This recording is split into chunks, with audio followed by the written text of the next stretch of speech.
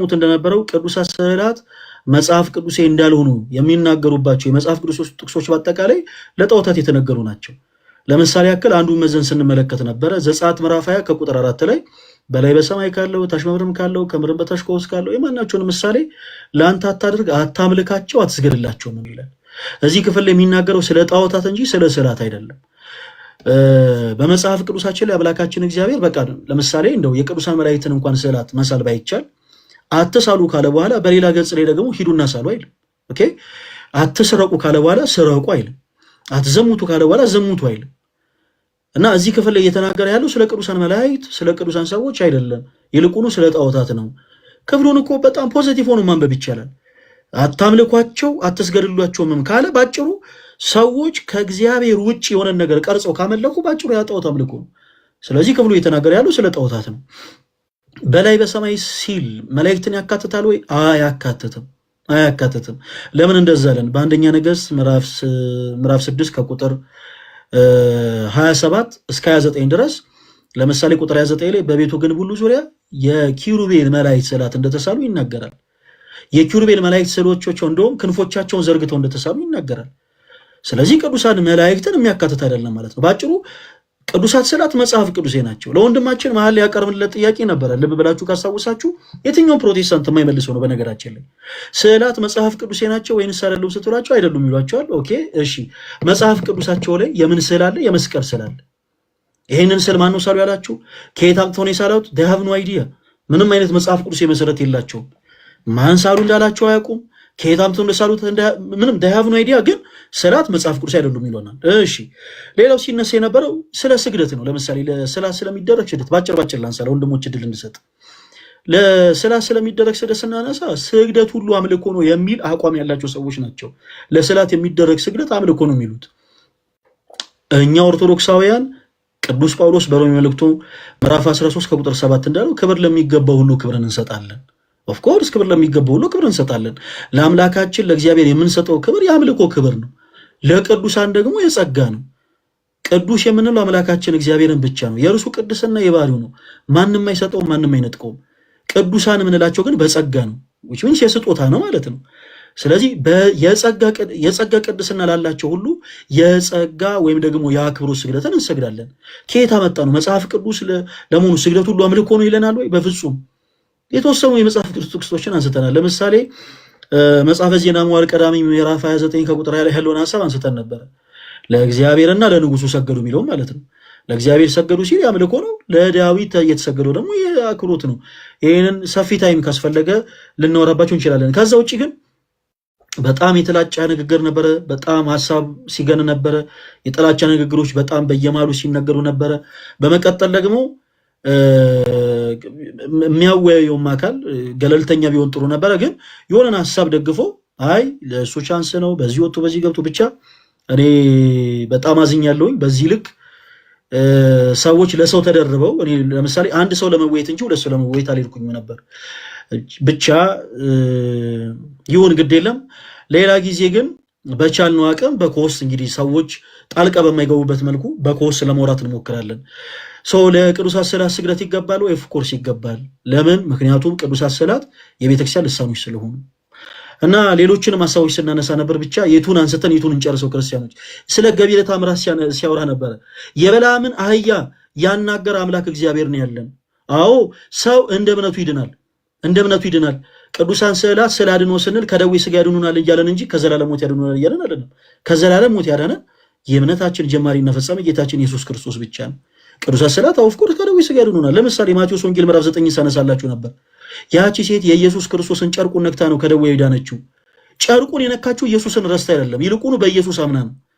አየህ፣ ክርስቶስ ወደኋላ ዞር ብሎ ልጅ ሆይ እምነትሽ አድኖሻል ነው ያላት። እና እምነታቸው ያደናቸው ብዙ ክርስቲያኖች ወንድሞች አሉን። አሁን በቅዱሳት ስዕላቶች በኩል እግዚአብሔር አምላክ ከደዌ ስጋ የሚያድናቸው ማለት ነው። ገቢረ ተአምራት ይደረጋል እንዴ? የበለዓምን አህያ ያናገረ አምላካችን እግዚአብሔር የቤተ ክርስቲያን ልሳን በሆኑት ቅዱሳት ስዕላት እንዴት አይናገርም? እንዴት ሰዎችን ልክ እንደየእምነታቸው ከደዌ ስጋ ይፈውሳቸውም? ይሄ እኮ በጣም ብቻ በጣም ተራ ጉዳይ ነበረ። ለማንኛውም ሞር መጽሐፍ ቅዱስ መረጃ እንደሌላቸው ግን ተመልክተናል። እግዚአብሔር አምላክ ስሙ የተመሰገነ ይሁን። ወንድሞች ለእናንተ ሰፊ ሰዓት ልስጥ። በጣም በነገሮች ስለተከፈውኝ ለእናንተ እድል ስጥና ለእህት ለወንድሞቻችን እስቲ አንዳንድ ሀሳቦችን አቀብሏቸው። ዮሐዴ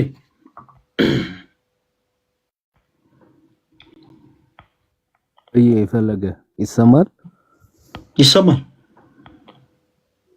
እንዴት አመሻችሁ? ሰላም ብያለሁ ሁላችሁም። እግዚአብሔር ይመስገን። ቃለ ያሰማልን ፈሌ አክቹአሊ በጣም እንትን የሆነ ጭቅጭቅ የበዛበት አይነት ምናምን ነገር ነበረ እና አይ ቲንክ ፌር ያልሆነ ምናምን ይመስላል። አክቹአሊ እንትኑ ውይይቱ ፌር የሆነ ምናምን አይመስልም ሲደረግ የነበረው። እሱ ባደረገበት መንገድ ስትሄድ ኢንተራፕት ማድረግ ነበረ። አንተ ሰዓት ላይ ደግሞ እሱ እንደፈለገ እንትን ሲል ይፈቀድለት ነበረ። ዞሮ ዞሮ ግን ማስተላለፍ የሚገባውን ነገር በደንብ ተላልፏል ብዬ አስባለሁ። ለምሳሌ ስዕላት መጽሐፍ ቅዱሳዊ ናቸው ወይስ አይደሉም የሚለውን ሐሳብ ለመወያየት ገብቶ ቅዱሳት ማለት ቅዱሳት ናቸው እያለ የኪሩቤልን ስዕላት ኦኬ ቅዱሳት ናቸው እያለ ሲናገር ነበር። አክቹአሊ ራሱ ከዚህ በፊት ለታቦት አዎ ይሰገዳል ብሎ ቃል በቃል ተናግሯል። ቀለመ ወርቅ አይተንፍሱ ማለት ኦኬ ለታቦት አዎ ይሰገዳል ብሎ ቃል በቃል ተናግሯል። ስለዚህ ለታቦት የሚሰገድ ከሆነ ታቦት ላይ ያሉት ደግሞ የኪሩቤል ስዕላት እንደሆኑ በሚገባ ተነስቷል። ቶታሊ ርዕሱን ትቶ ማለት መጽሐፍ ቅዱሳዊ ናቸው ወይስ አይደሉም የሚለውን ትቶ መጨረሻ ላይ ምንድነው ይሰገዳል፣ ይታጠናል ምናምን ኦኬ ተአምራት እንደዚህ በስዕላት የተደረጉ ተአምራት ምናምን የሚል ሐሳብ ነበር ሲያነሳ የነበረው በአጠቃላይ ማለት ነው።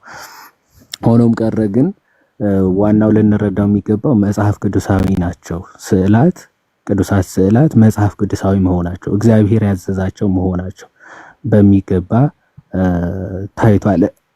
እና መጽሐፍ ቅዱስ ላይ ያለው መስቀል ተነስቶ ሲጠየቅ ምንድን ነበር ያለው? እሱ የመጽሐፍ ቅዱስ ማህበር ነው እንጂ የኛ አይደለም ማለት ባይዞይ ትልቅ ክሌም ነው ይሄ ማለት የመጽሐፍ ቅዱስ ማህበር ነው እንጂ የኛ መጽሐፍ አይደለም ብሎ በቢብሊካ ሶሳይቲ የታተመውን የመጽሐፍ ቅዱስ ማህበር እንዳሳተመው አድርጎ ሲናገር ነበር። አዲሱ መደበኛ ትርጉም ከነ ማብራሪያው መስቀል የተሳለው እንደዛ እያለ ሲናገር ነበር። በጣም ታሳፍራለህ ወንድማችን፣ የማታውቀውን ነበር ስታወራኝ ነበር። እኔ እንደውም ታሳየዋለህ ብዬ የነበረው ፈለገ አንዴ ቪዲዮህን ዝጋልኝ ማለት አንዴ ቪዲዮህን ዝጋውና ፕሮፋይል ፒክቸር ላይ ያለው የተሰቀለው ከታች ላይ ያለው የሆነ የታቦትም ስዕል ምናምን የሚመስል አለው ፕሮፋይል ፒክቸሩ አይደል? ይሄ ስዕላት ጣዖት ናቸው ሲል ነበረ። ፕሮፋይል ፒክቸር ጣዖት ነው ወይስ አይደለም? በቃ ጣዖት ሉትራን ቸርች ምናምን ኦፍ ኮርስ መጨረሻ ላይ ኦፍ ኮርስ ጠይቀው መልሷል። ስዕላት ጣዖታት ናቸው ሲል ነበረ። ሉትራን እና መካነ ኢየሱስ ቸርቾች ላይ ስዕላት እንዳሉ ስታሳየው አይ የነሱ ጣዖት አይደለም ብሎ ደግሞ ርዕሱ ማጠን መስገድ ምናምን ነው እንጂ ስዕላት እንደዛ ችግር የላቸውም ብሎ ደግሞ ስልታዊ ማፈግፈግ ሲያደርግ ተመልክተናል። ፕሮፋይሉ ላይ ያለው ግን ጣዖት እንደሆነ መስክሯል። ቀለም ሳስበው ኦኬ ስዕሉ ፕሮፋይል ፒክቸሩ ጣዖት እንደሆነ ራሱ ተናግሯል ማለት። ከዛ በመቀጠል ስለ ስዕላት እንደው በዚህ በሰባቱ አብያተ ክርስቲያናት ፊላደልፊያ፣ ሰርዴስ ማለት ኤፌሶን ምናምን እያለ የሆነ አብያተ ክርስቲያኖች ስማቸው ራእይ ላይ ያሉ ሸምድዶ በቃ ሐዲስ ኪዳን አወቀ እንዲባል ስማቸውን መሸምደድ ሳይሆን ህይወታቸውና ትምህርታቸውን መያዝ ነው የሚጠቅም፣ ስማቸውን አይደለም። 30 ጊዜ ስማቸውን ይጠራል። በእነዛ አብያተ ክርስቲያን ስዕል ነበረ ወይ የሚል ጥያቄ ሲጠይቅ ነበረ። አዎ ነበረ። ኦኬ ነበረ። ያንን ማረጋገጫችን ምንድነው? ባይዘው የካታኮምብ እንትኖች ማለት የዋሻዎቹ የካታኮምብ ዋሻዎች ቅዱሳት ስዕላት የተሞሉ ናቸው ማለት ነው። ታሪክን ማጥናት ወደኋላ ዘውር ብሎ ታሪክን የቤተ ክርስቲያንን ታሪክ ያላጠና መሆኑ የሚታወቀው እነዚህ አብያተ ክርስቲያናት ቅዱሳት ስዕላት የነበሯቸው ናቸው። ኦኬ፣ በስዕላት ይግባቡ ነበረ፣ በስዕላት ትምህርቶቻቸውን ያስተላልፉ ነበረ። ስለዚህ የካታኮምብ ታሪክን ማያቅ መሆኑን በሚገባ የሚያሳይ ነው። ከዛ የታሪክ ጸሐፊ ኢዩሲቢስ ወይም አውሳቢዮስ ዘቂሳርያ በቸርች ኤክሌሲያስቲካል ሂስትሪ ወይም ደግሞ ቸርች ሂስትሪ መጽሐፉ ቡክ 7 ቻፕተር ሴክሽን 18 ላይ ስዕላት ይጠቀሙ እንደነበረና ጌታችን መድኃኒታችን ኢየሱስ ክርስቶስ ያቺ ደሟን ይፈስባት የነበረችውን የፈወሰበትን የመጽሐፍ ቅዱስ ክፍል አውሳቢዮስ ዘቂሳርያ እስካሁን ድረስ እስከኛ ታሪክ ድረስ ከክርስቶስ ጀምሮ ስዕሉ በእኛ ዘንድ አለ ብሎ በሚገባ ሲናገር እንመለከታለን። አውሳቢዮስ ዘቂሳርያ የቤተ ክርስቲያን ታሪክ ጸሐፊ ማለት ነው።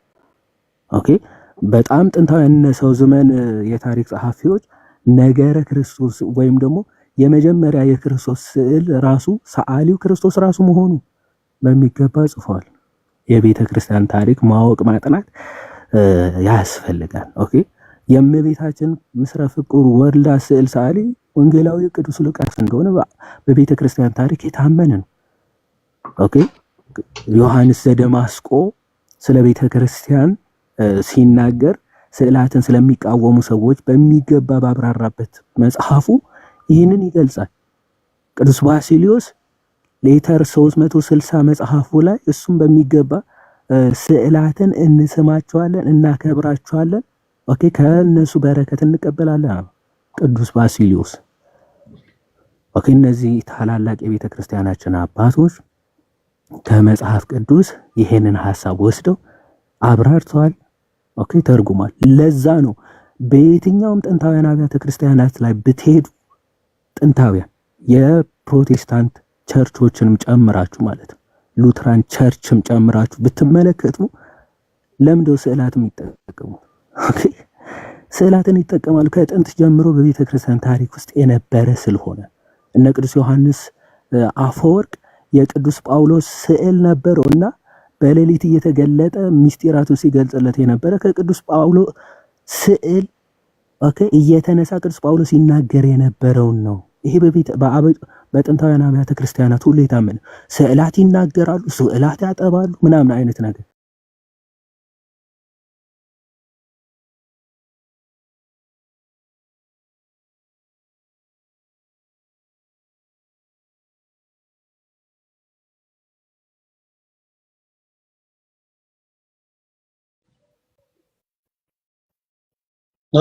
እኔ የተቆርጠ ነገር አለ አለ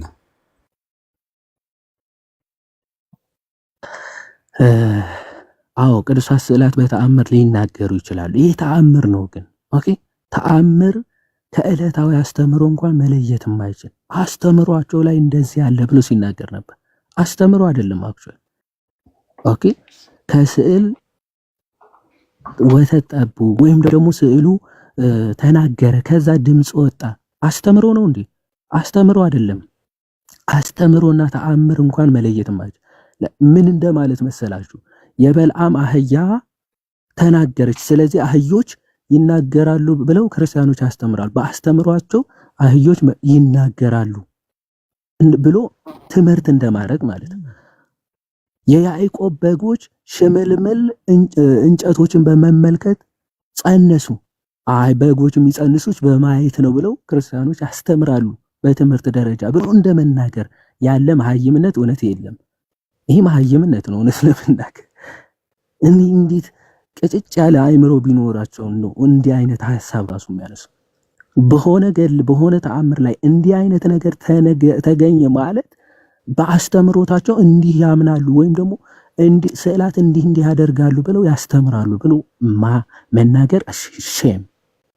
ለውይይት ከመጣ ሰው ደግሞ እንደዚህ አይነት አይዲያ ማንሳት ነውርና ሀፍረት ነው እውነት ለመናገር ማለት ነው። ሰው እንደዚህ አይነት ሐሳቦች ሲነሱ ነበረ። አክቹአሊ ቅዱስ ተርቱሊያንም የሚናገረው ሐሳብ አለ። በቤተ ክርስቲያን ቅዱሳት ስዕላት የተከለከሉ አይደለም፣ ሁልጊዜ እንስላቸዋለን፣ ከነሱ እንማራለን። ኦኬ እና ደግሞ እናከብራችኋለን ምክንያቱም እነሱ የሰማይ መስኮቶች ናቸው ይልና የሰማይ መስኮቶች ማለት የምናከብረው የምንሰግደው ምናምን ለስዕላቶቹ ለወረቀቶቹ ምናምን አይደለም። ኦኬ አልፎ ወደ ማን ነው ለስዕሉ ባለቤት ነው የሚያልፈው ይልና እችን ብቻ ተናግሬ እጨርሳለሁ። ለስዕሉ ባለቤት ነው ይልና ቅድም ማለት ቢቀደዱ ራሳቸውን ማዳን ይችላሉ እያለ ሲናገር ስለነበረ ማለት ነው። መጽሐፍ ቅዱስ ለምሳሌ ያድናል አይደል? ቃሉ መድኃኒት ነው የሚያድን ነው። ግን አይቀደድም ማለት ሰዎች ሊቀዱት አይችሉም ማለት ነው። መጽሐፍ ቅዱስ ሰዎች ቀደዱት ማለት አያችሁ ይሄ ያድነናል የምትሉት ቃል አያድንም ማለት ነው ብለህ እውነት እኔ በጣም ነው የማፍረው ራሱ ለሚያነሱት ሎጂክ ማለት ነው። አሁን ቅዱሳን ስዕላት ያድናሉ ሲባል ከምን አንጻር ነው? አንድ ቅዱሳን ስለሆኑ በእነሱ በኩል ቅዱሱ በረከት ረድኤት ስጋ የነፍስም ፈውስ ሊሰጠን ይችላል በስዕሉ በኩል። ዋናው ያድናሉ ሲባል ግን የእግዚአብሔርን ቃል ነው የተሸከሙት ሰዎች። ከነዛ ስዕላቶቹን ተመልክተው ትምህርት ያገኛሉ፣ የነፍሳቸውን ማዳን ያገኙበታል ከስዕሎቹ ተምረው ማለት ነው። ልክ ሐዋርያ ቅዱስ ጳውሎስ ጢሞቴዎስ ምን እንዳለው ኦኬ ለትምህርት ብትጠነቀቅ አንተም የሚሰሙህንም ታድናለህ አይደለም? ኦኬ ታድናለህ ብሎታል ጢሞቴዎስ ምን በሚያስተምረው ትምህርት። ልክ እነዚያ ቅዱሳት ስዕላትም በሚያስተላልፉት መልእክት በሚያስተላልፉት የእግዚአብሔር ቃል ሰዎችን ወደ ድነት ይመራሉ። ስዕለ አድኅኖ የሚባሉትም ከዚህ አንጻር ነው። እና የተርቱሊያን ሐሳብ ስጠቀልላት ምን ይላል? ትክክል ስዕላት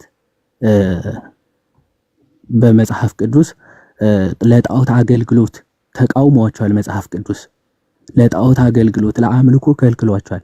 ነገር ግን ያ የከለከለው እግዚአብሔር ይላል የእባብን ምስል እንዲቀረጽ ሲያዝ ከጣዖት ጋር የሚገናኝ ፈጽሞ አይደለም።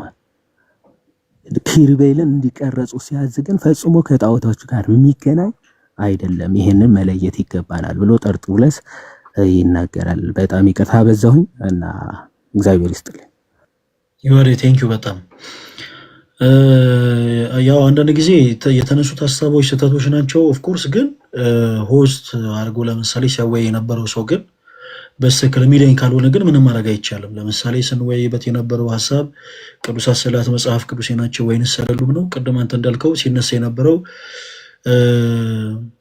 እንዴት ነው የሚካኤል ስዕል ተአምር አደረገ ያድናል ምናምን ተአምራትን ልክ እንደ ሃይማኖት መመስረቻ ወይም ደግሞ እንደ ትምህርት አድርገው ለምሳሌ ሲያቀርብ ነበረ። ይሄ ከርዕሳችን ውጪ ነው ሲባል ኖ የሚወያዩም አካል አወያዩም አካል ሁለቱም እኩል ጣልቃ ይገባሉ፣ የተለያዩ ደቂቆችን ይጠቀማሉ። ከዛ በኋላ ነገር ይረዝማል እና ባጭሩ ስዕላት መጽሐፍ ቅዱሴ እንዳልሆኑ ስለ እውነት ምንም አይነት መጽሐፍ ቅዱሴ ማስረጃ ሰጥቶ አላሳየም እውነት ለመናገር። ከዛ ውጭ ግን ሞክ ለማድረግ ሞክሯል። በመቀጠል ያልሆኑ ሀሳቦችን ሲያገናኝ ነበረ፣ ያልሆኑ ሀሳቦችን ሲያነሳ ነበረ። ለምሳሌ በመጽሐፍ ቅዱሱ ላይ ያለው ስዕል ከየት እንደመጣ ምንም አይነት አይዲያ የለውም። የመጽሐፍ ቅዱስ ማህበር ይበል እንጂ እያንዳንዳቸው የፕሮቴስታንት ቤተ እምነቶች የመጽሐፍ ቅዱስ ማህበር በሚያሳተመው ህትመት ላይ የራሳቸው ፈቃድም ጭምር እንዳለ እንኳን አላወቀም። እና የዛን ያክል በጣም የሆነ የሚታዩ ክፍተቶች ነበሩ ለማለት ያክል ነው። ዮሐዴ በጣም ነው የምናመሰግነው፣ እግዚአብሔር ያክብርልን። ያሬዱ እሺ፣ የሚቀርበኝ ሰው የለም ግን ያው ለአንተ ቅድሚያ ልስጥ ብዬ ነው።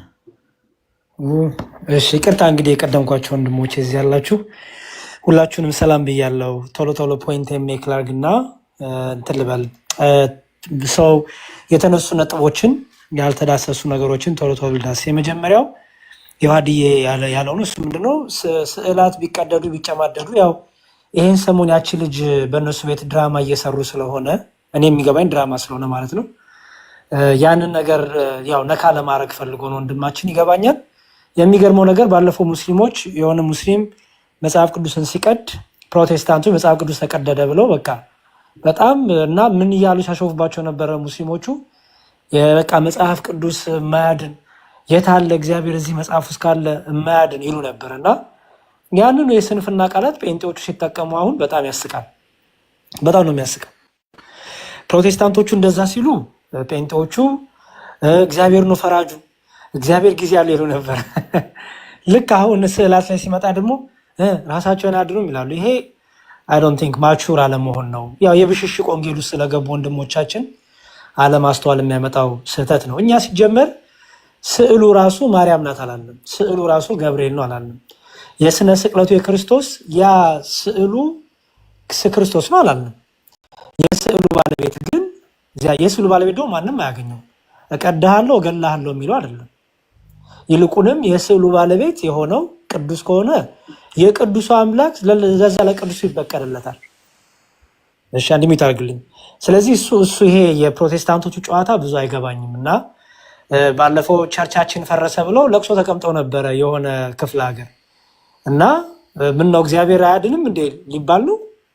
ቸርቹ ፈረሰ፣ ቸርቹ ተቃጠለ እንዲሆነ ሲባል በቃ ኢየሱስ አላዳናችሁም ሊባል ነው። ይሄ የስንፍና ቃላት ነው። ይሄ ብዙም አለመብሰል ያየውበት ነው። ሌላው አንድ ቪዲዮ ላሳይ። ትልቁ ላይ አልጉኝ እንዲያውቁ። ይሄ የኢቫንጀሊካል የሉተሪያን ቸርች ነው። ይሄው ኢቫንጀሊካል ሉተሪያን ቸርች ኢንሳይድ ይላል። እንደምታዩት በስዕላት የተሞላ ነው። የሁሉ ስዕል የሞላው ነው። እንደምታዩት የሁሉ ስዕል የሞላው ነው። ይሄው እንዲያውም እዚህ ጋርም አለ ሌላ ቅርጽ። ይሄው እዚህ ጋርም ስዕል አለ፣ እዚህም አለ። ሙሉ እንዲያውም ብታዩት ያው ምን እንዳይመስል ይሁት እዚህ ሁሉ ውስጥ የመላእክት ስዕል አለ፣ እነ ጊዮርጊስ አለ። ይሄ ሁሉ እንግዲህ ይሄ አለ፣ ይሄ አለ ይሄ ሁሉ እንግዲህ የኢቫንጀሊካል ቸርች የሉተሪያን ቸርች ነው። ይሄ የሁሉ ስዕል ማለት ነው።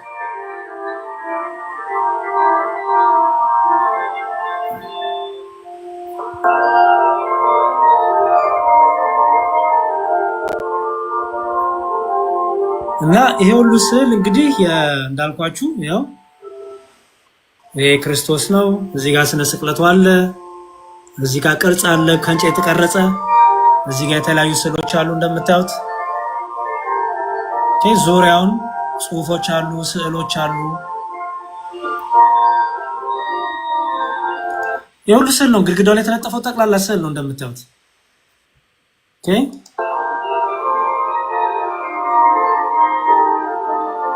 ይሄ ሁሉ ስዕል ነው። ስለዚህ ይሄ ስዕል ቅድም ዲያቆን ሲያሳያቸው ምን አለ? አንሰግድላቸውም አናመልካቸውም። ሲጀመር ስዕል ያመለከ ማን አለ? ሲቀጥል ደግሞ መጀመሪያውኑ ከመነሻውም ስዕላት ጣዖታት ናቸው ነበር የተባለው። ምን ያህል ፕሮቴስታንቶቹ ምን ያህል በቃ ራሳቸው እንደሚሸውዱ ያየሁበት ነው። ስዕል ጣዖት ነው ተባለ። ስዕል ጣዖት ነው? አዎ ስዕል ሁሉ ጣዖት ነው፣ ክልክል ነው። ኦኬ ሁሉ ስዕል ምንድነው ታዲያ? ይሄ ሁሉ ስዕል ማን ሳላላችሁ? ኦሪት ዘጸአትን ተጠቅሷል እንዴ? ይሄ ሁሉ ስዕል በኢቫንጀሊካል ቸርች ውስጥ ምን ይሰራል? በጣም ብዙ ነው ያለው። ባይዘወይ በጣም ብዙ። ስለዚህ ስዕል ጣዖት ነው ከተባለ ይሄው የእናንተም የኢቫንጀሊካል የሉተሪያን ቸርች ጣዖት አምላኪ ናት ማለት ነው። ኦኬ ጣዖት አምላኪ ናት ማለት ነው። ይሄንን ማየት የሚፈልግ ሰው ቀላል ነው። ኢቫንጀሊካል ሉተሪያን ቸርች ኢንሳይድ ብላችሁ ጽፎ ይወጣላችኋል። ናቶል ይሄ በጣም ብዙ ይወጣላችኋል። ኦኬ ስለዚህ ይሄንን መመለስ አቅቶታል ወንድማችን። ግን ራሳቸው ሉተሪያኖች ራሳቸው ይሄው ይጠቀማሉ። ይሄው ስዕል ይጠቀማሉ። ማን ሳላላችሁ? ከመነሻውም ጀምሮ ስዕልን ማን ሳላላችሁ ነው። አሁን ያልገባ አይ ሪፕሬዘንቴሽን ናቸው ወካይ ናቸው እኛ ስንል እኛን ጣዖት አምላኪ ትሆናላችሁ፣ እናንተ ስታደርጉት ግን ችግር የለውም ማለት ይሄ በጣም አላዋቂነት ነው እና ይሄን እንድታዩ ፈልጋለሁ። ሌላው ቅድም ካነሳው ላይ ሙሴ በእጁ የሳለው ስዕል የለም ታቦቱ ላይና በወርቅ እና እንደዚህ የተቀረጸ እንጂ ስዕል አልሳለም የሚል ነገርም ተነስቶ ነበር። ኦኬ መቼም ይሄ ማሳያችሁ መጋረጃ ላይ መቼም በዚህ በኦሪት ዘጸአት ምዕራፍ 26 ከቁጥር 1 ላይ እንዲህ ይላል፣ ደግሞም ከተፈተለ ከጥሩ በፍታ ከሰማያዊ ከሐምራዊም ከቀይም ግምጃ የተሰሩ 10 መጋረጃዎች ያሉበትን ማደሪያ ስራ። 10 መጋረጃዎች ስራ። ብልህ ሰራተኛም እንደሚሰራ ኪሩቤል በእነርሱ ላይ ይሁን ይላል። ምኑ ላይ? መጋረጃዎቹ ላይ። መጋረጃዎቹ ላይ ኪሩቤልን አስቀምጥ እያለው ነው። እሺ መጋረጃዎቹ ላይ ኪሩቤል በእንዴት የተቀመጡት? በእንጨት የእንጨት መጋረጃ የነበረው በፍታ እያለ ስለዚህ መጋረጃዎቹ ላይ ሁሉ የኪሩቤልን ስዕሎች አድርጓል ማለት ነው። ወንድማችን ኤርሚያስ የሚያውቀው ታቦቱ ላይና ግድግዳው ላይ ብቻ የሚለው ነው ያለው መረጃ ይመስለኛል። መጋረጃዎቹ ላይ ሙሉ የኪሩቤልን ምስል እንዳስቀመጠ እንደሳለ አይ ዶንት ቲንክ ያወቁ አልመሰለኝም። ምክንያቱም እሱ ያሰበው በወርቅ ለበጠው ቀረጸው የሚለውን ነው። በመጋረጃዎቹ ላይ ሁሉ የሳለውን ሁሉ ግን አይ ዶንት ቲንክ ያወቁ አልመሰለኝም። ስዕል ክልክል ነው ለማለት ነበረ ያን ያለው። ግን ኦሪት ዘጸአት ምዕራፍ 26 ቁጥር 1 ቁጥር 31 ስታነቡት ምን ይላል? መጋረጃውንም ከሰማያዊ ከሐምራዊ ከቀይ ገምጃ ከተፈተሉ ከጥሩ በፍታ ማድረግ ብልህ ሰራተኛ እንደሚሰራ ኪሩቤል በእነርሱ ላይ ይሁን ይላል። ኦኬ ስለዚህ ያው አለማወቅ ነው እንግዲህ አለማንበብ ነው። እሱን በዚህ እንድትሞሉት እንፈልጋለን። ያው ፕሮቴስታንት ወንድሞቻችንም እኛ ጋር ስለመጣችሁ በዛው ያልተማራችሁትን እንድትማሩ ነው። ሌላው ደግሞ መካነ ኢየሱስ ከኔ ጋር በጌታ አንድ ናት የሚል ነገርም ሰምተን ነበር አይደል ዲያቆን? መካነ ኢየሱስ እንዴ እኔ አንድ ሰው ወደ ፕሮቴስታንት እምነት ልምጣ ቢል መካነ ኢየሱስ አልልክም ብሏል ነበር እንዴ? ወደ መካነ ኢየሱስ እንዲሄዱ አልመክርም። ሰዎች ወደ መዳን ሲመጡ መካነ ኢየሱስ ሄደው እንዲጠመቁ አልመክርም።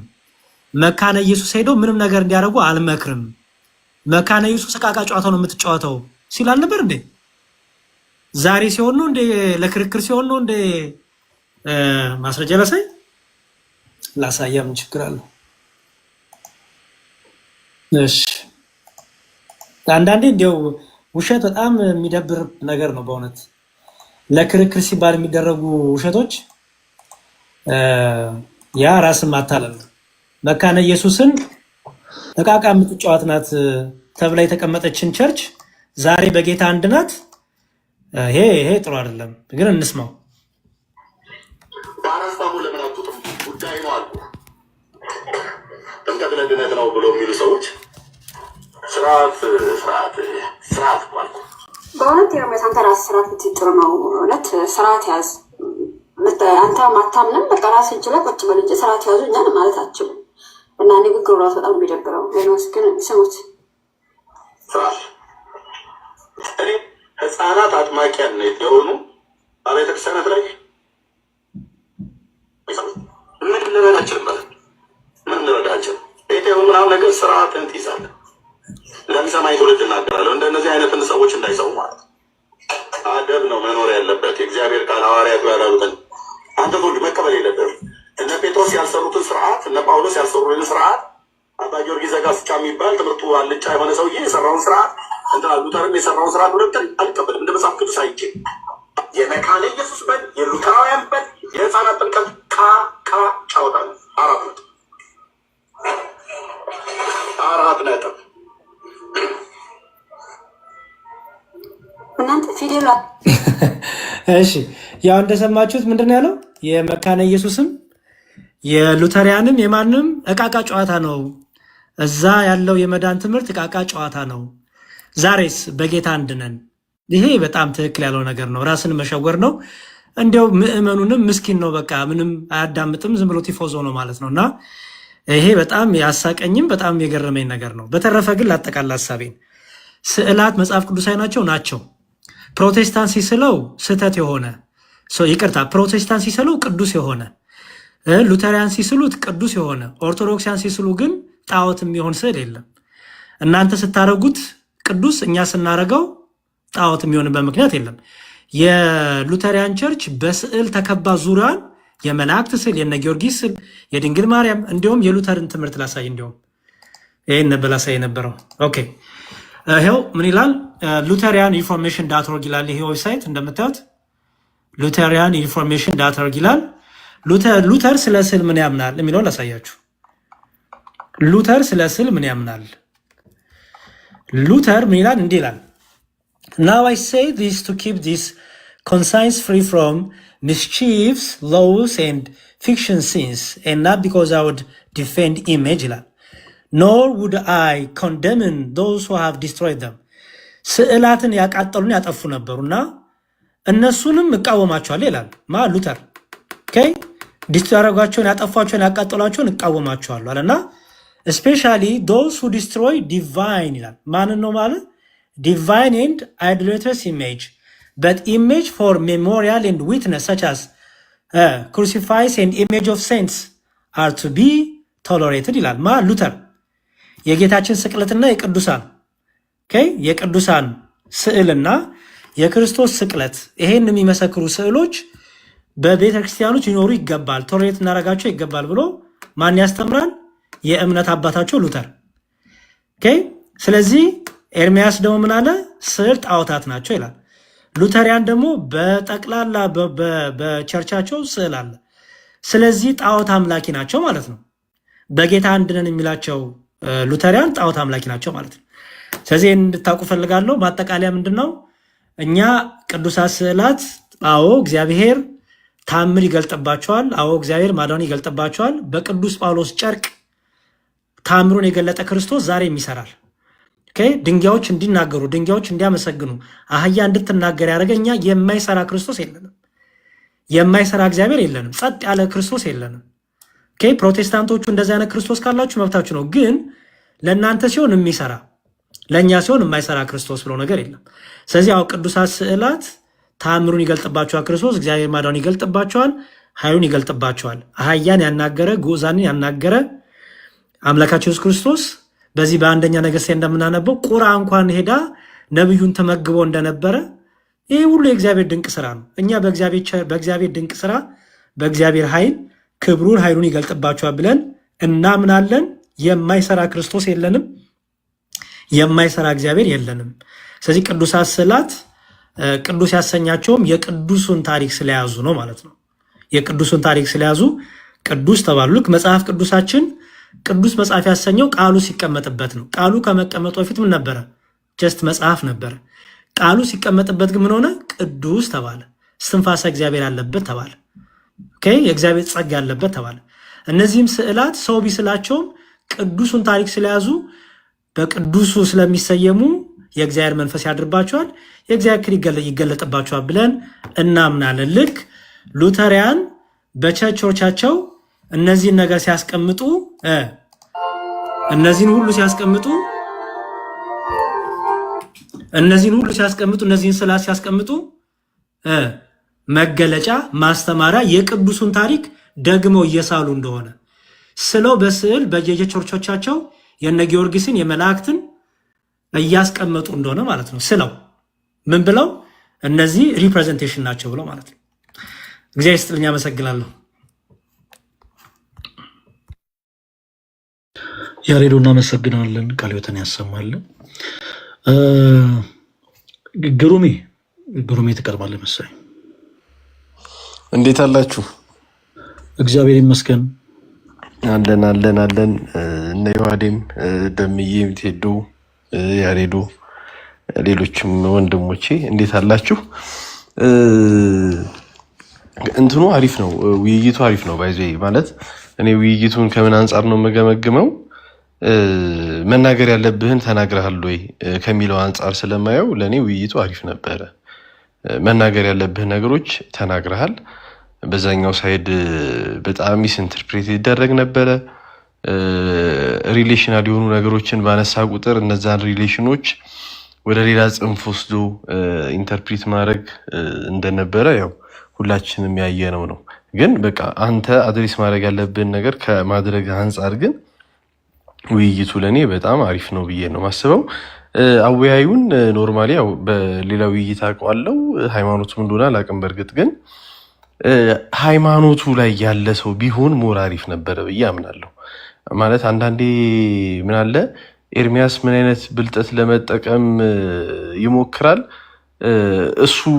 እሱን የሚስበውን ነገር ወይ ጆሮውን የሚስበው አይነት ነገሮችን ለማውራት ይፈልግ ነበር ኤርሚያስ ማለት ነው። ሰውየው ኦልሬዲ ይሄ ሃይማኖቱ ላይ አዋልድ መጽሐፍ ምንድን ነው፣ መጽሐፍ ቅዱስ ምንድን ነው የሚለውን ነገር ሪያላይዝ የሚያደርግ አይነት ሰው ስላልሆነ ኤርሚያስ የሚያወራቸው ነገሮች ሞር እየሳቡት አንተ ላይ እንዲያውም ጫና ሁሉ ለማድረግ የሞከር አይነት የሚመስል ነገሮች ነበሩ እና ሞር ሃይማኖቱ ላይ ያለ ሰው ቢሆን ኖሮ የበለጠ አሪፍ ይመስለኝ ነበር ይሆን ነበረ። ሌላው ቅድም ዮሐዴን በደንብ አንስቶታል። መጽሐፍ ቅዱስ ላይ ያለው ስዕል ስትለው እንዲያው መጽሐፍ ቅዱስ ማህበር ሲል ጭራሽ ይሄ ቢብሊካ ሶሳይቲ ያሳተመው እንጂ መጽሐፍ ቅዱስ ማህበር ያሳተመው አይደለም። ያንን ራሱ እንኳን ለይቶ አልተረዳም እና ያንን እንኳን ማገናዘብ አልቻለም። ሌላው ቅድም ዮሐዴን በቃ ደጋግሞ ሲለው የነበረው ነገር ሂስቶሪካል የሆኑ ኤቪደንሶች፣ አርኪኦሎጂካል የሆኑ ኤቪደንሶች ጭራሽ ምንም የሚያውቃቸው ነገር የለም ስለ ስዕል። በተለይ የመጀመሪያ ዘመን ክርስቲያኖች ከአይሁድና ከሮም ይመጣባቸው ከነበረ መከራና ስደት ለመሸሽ ይጠቀሙባቸው የነበሩ ዋሻዎች አሁንም ድረስ ስለ ቅዱሳት ስዕላት አርኪኦሎጂካል ኤቪደንስ ሆነው የሚያገለግሉ ናቸው።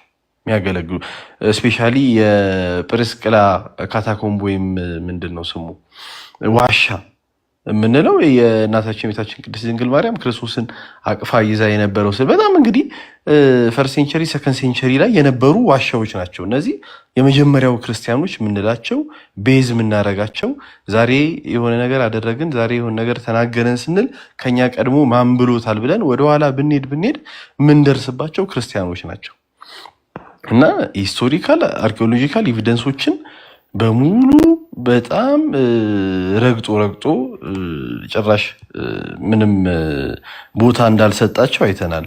ሌላው ደግሞ ማሰብ ያለብን ደግሞ ይሄ ሪትን የሆኑ ደግሞ ኤቪደንሶች ቅድም የአውሳቢዎስን ቅድም ዮሐዲስ ያነሳ ነበረ። በተለይ ደግሞ ባስልዮስ አሁን በተለይ ስለምን ያወራ ነበረ? ስለ ቅዱሳት ስዕላት ሆነሪንግ እና ቬነሬት እናደርጋለን ስንል አሁን ቅድም ያሬዴ ሲል እንደነበረው ለፕሮቶታይፑ እንደሆነ እኔ አሁን ዛሬ እዚህ ጋር ለምሳሌ የቤተሰብ ፎቶ አለ። በቃ አንድ ሰው ይሄን ፎቶ ሳይ የሚያየው ወረቀትና ስዕል አይደለም የሚያየው፣ በቃ እኔን ከነ ቤተሰቦቼ ነው እዚህ ጋር እያየ ያለው።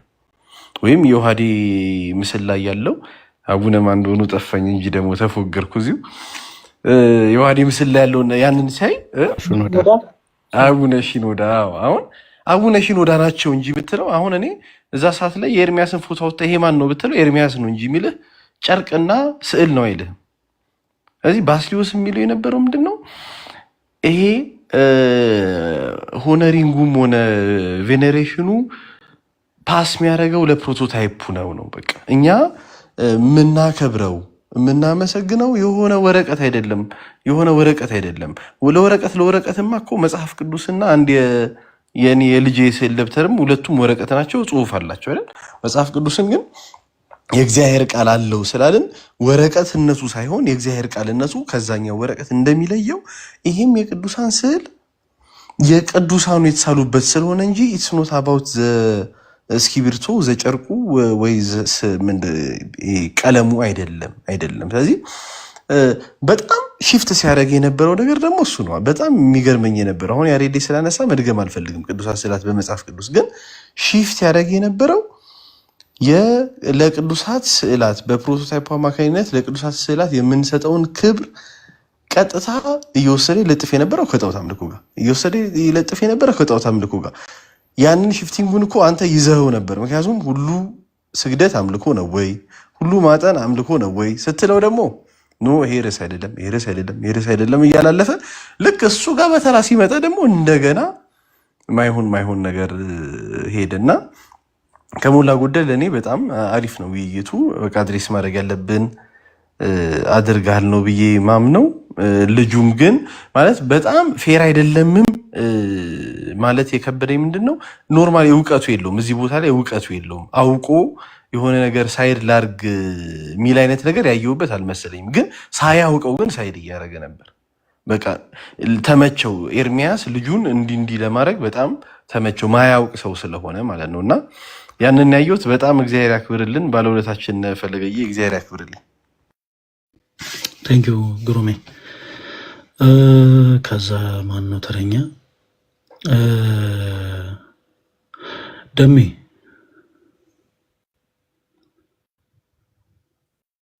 ሰላም ለሁላችሁ ይሁን። እንዴት ናችሁ? ፈልዬ ቃልዮት ያሰማልን። በእውነት በጣም ያሬዶ ሰላም ብያለሁ። ቴዶ፣ ዮሐዴ፣ ሶል፣ ዲያቆን ዳዊት እንዲሁም ዲያቆን ሱራፌል እንዲሁም ደግሞ ተወዳጁ ግሩሜ ሰላም ብያቸዋለሁ ሁላችሁንም። ዛሬ እንግዲህ ንቅት ብዬ ብዙ እውቀት ነው የሸመትኩት በነገራችን ላይ ማለት ነው። ፈሌ ምነግርህ ማለት ነው የእውነት የምነግርህ በትክክል መጽሐፍ ቅዱሳዊ የሆነ ነገር መልሰለታል። በትክክል ምነግርህ። ሁለተኛ ነገር ደግሞ አንተ እምነትን በእንደዚህ አይነት ሁኔታ ብለህ ፕሩፍ አድርገህ አትመልስም። እምነት ነው። እምነት በፕሩፍ አይመለስም። እምነት በፕሩፍ አይመለስም ብዬ ስልህ ከምን አንጻር ነው? ስዕላት ይናገራሉ የሚል ጥያቄዎችን ይጠይቀ ነበር። ድምፅ ይሰማል? ይሰማል የሚል ጥያቄ። ይሄ እምነት ነው። ጀስት በቃ እኔ ተናገረኝ እንዴ ከመጽሐፍ ቅዱስ አውጥቼ ልነግሮ አልችልም። አለቀ። በስዕሉ ተናገር ለኔ እንዴ። ህዝብ ሰብስቦ አይደለም እኮ ስዕሉ የሚያናገረን። ፐርሰናሊ እንደ እምነታችን ነው ቅዱሳን ስዕላት ለእኛ ሊነግሩን የሚችሉት። እምነቴ ነው ይሄ። ይህንን ለሱ ፕሩቭ ማድረግ አይጠበቅብኝም። ሁለት ፈልይ እኔ ማደንቅ ጌታ በሚያውቀው ማለት ነው ቅዱሳን ስዕላት ከምንድን ነው የሚያድኑት ብሎ የጠየቀን ጥያቄና የመለስክለት መልስ አሜዚንግ። ኦርቶዶክሳውያን አማኞች እኛ ቅዱሳን ስዕላት የሚያድኑን ከዘላለም ሕይወት አይደለም፣ ከስጋ ፈውስ ነው። ፔሬድ። ይህንን አስረግጠ መለስክለት። ኤርሚያስ ምንድን ነው የሚፈልገው? እሱ ለጠየቀ ጥያቄ እሱ የሚፈልገውን መልስ እንድትመልስለት ነው። በጣም የሚገርመው እሱ የጠየቀን ጥያቄ አንተ ደግሞ የምትመልስለት መልስ ስላልተገናኘ በታላቅ ድምፅ ነበር የሚጮህብህ። አንተን በታላቅ ድምፅ ነበረ ምንድን ነው ይቅርታ አድርግልኝና ሞክስ ያደርግህ የነበረው አንተን ለማብሸቅ ነው የገባው። አንተን አናዶ ነጥብ ለማስጣል ነበር የገባው። ነጥብ ለማስጣል ከመጀመሪያው ጀምሮ በተለይ ጥያቄና መልሱን አንተ ከጀመርክበት ሰዓት ጀምሮ አንተን በቃ ኦፌንድ ለማድረግ ነበረ ሲያደርግ የነበረው ማለት ነው። አይታል ኢቨን ዞ ሰማራይዝድ እንኳን እንዳታደርግ አደረገክ። ለምን? ቴዲ ቤቱን መምራት ስላልቻለ። አንተ በቀለሜ አይደለም የተበሳጨኸው፣ በቴዲ ቤቱን አለመምራት ነው። ሀሳብህን እንኳን ሰመራይዝ አድርገህ እንዳትወጣ ያደረገ ማለት ነው። ሌላው እንኳን ቴዲ ማለት ነው በጣም ትልቅ ጥፋቱ አንተ ወጣክ የለክም። ሁለታችሁን ለማወያየት ቤቱን የከፈቱ አረ እንዴ ሶ አንተ ሰመራይዝ አላደርግም በቤቴ ነው የማደርገው ብለህ ከወጣ በቃ እሱ ሰመራይዝ በቤቱ ካደረገ አንተም ግባና በቤት አድርግ ማለት ሲገባው በቃ ቀጥላለ። ዚስ ኢዝ ኖት ፌር። እንትና በጣም ነው ተጽዕኖ ያደረገበት ቴዲ በጣም 2 ደቂቃ ቀረው እያለ እስከ 8 ደቂቃ እስከ 9 ደቂቃ እስከ 10 ደቂቃ ይታገሰውና ይጠብቀው ነበረ። ይህን ሁሉ ችለህ ነው ያንን ነገር ስታደርግ የነበረውና ፈልይ ማርያምን ነው የምልህ። ሰምተኛል? እየሰማኝ ነው ማርያምን አንተ አንደኛ ነህ። በእውነት በትክክል ኦርቶዶክሳዊ የሆነ መልስ መልሰለታል። አንተ መጽሐፍ ቅዱስ ብቻ አማኝ አይደለህም። ቀለሜ ችግር ውስጥ የገባው መጽሐፍ ቅዱስ ብቻ አማኝ ስለሆነ ነው። ለዚህ ነው ሉትራውያንን የማያቅ ካቶሊካውያንን የማያቅ እንደገና ደግሞ እንደዚህ ቅብብሎሽ የሌለው ገባረም ቅብብሎሽ የሌለው የሐዋርያቶችን አስተምሮ የማያቅ ታሪክ የሌለው ሰው ስለሆነ በቃ ዝም ብሎ መጽሐፍ ቅዱስ ብቻ ስለሆነ ከመጽሐፍ ቅዱስ ሊወጣልህ አልቻለም። ወንድሞቼ በጣም በስዕለ አድኖ ዙሪያ ላይ ብዙ ነገር ስላሉ እኔ ተከትዬ ያንን መድገም ስለማልፈልግ ነው እንደዚህ ከላይ ያለውን የምነግርህ ማለት ነው። የምነግርህ የእውነቴን ነው የምልህ። የእውነት እግዚአብሔር በሚያውቀው ብዙ ኦርቶዶክሳውያን ዛሬ አንተ የመለስከውን መልስ ሰምተው ለካኛ እንደዚህ ነን ለካ የምናስተምረው ብለው እውቀት ጨብጠዋል። እውቀት ጨብጠዋል። ምንም አይነት ነጥብ አልጣልክም። የእውነቴን ነው የምልህ። ምንም አይነት ነጥብ በተአምር ኮንሽስ መሆን አይጠበቅብን። በተአምር እዛ ቦታ ላይ ማለት ያየነው ነገር አለ። ገባ?